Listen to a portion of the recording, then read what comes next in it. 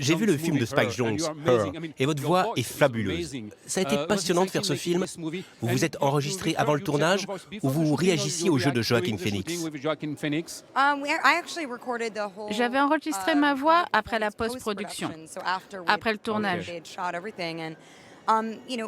Ça a été une collaboration incroyable avec Spike Jonze, parce que je suis intervenue en aval pour tenter de donner corps à ce personnage, même s'il reste virtuel, pour lui donner la profondeur émotionnelle qu'il cherchait, selon moi.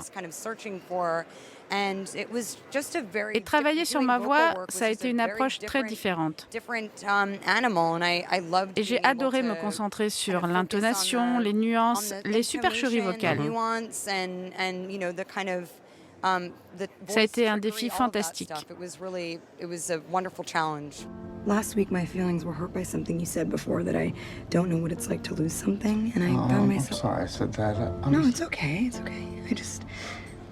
I caught myself thinking about it over and over, and then I realized that I was simply remembering it as something that was wrong with me. That was a story I was telling myself, that I was somehow inferior. Isn't that interesting? Qu'avez-vous appris sur vous-même pendant ce tournage? Parce que vous pouvez jouer avec votre corps, mais jouer avec votre voix, c'est un travail différent pour vous? C'est une façon bien plus intime de travailler. Littéralement parce que je travaillais depuis une petite cabine insonorisée. Et je ne supporte pas d'entendre ma voix, comme la plupart des gens d'ailleurs.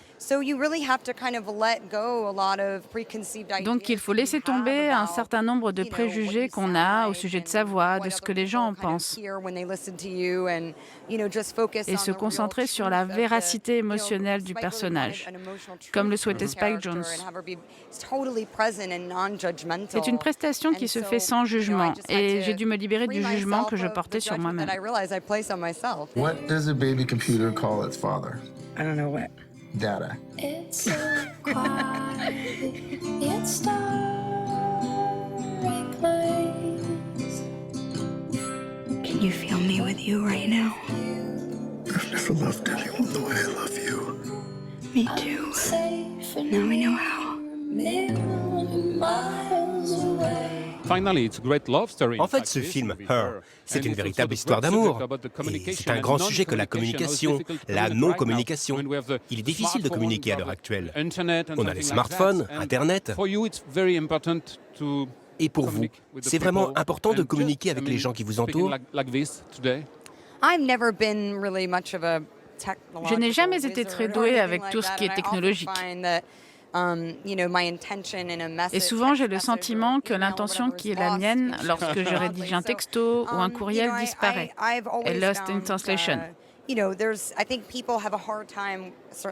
pense que les gens, et moi la première, ont du mal avec la confrontation, la communication en face à face. Et donc, on se cache derrière nos appareils. Et on peut être qui l'on veut derrière un écran, mais il faut du cran pour se présenter à l'autre tel que l'on veut qu'il nous perçoive et pour communiquer en face à face. Et moi, c'est ce que j'aime faire. C'est pour ça que je fais ce métier. Mais c'est vraiment intéressant d'explorer ça en profondeur dans Her.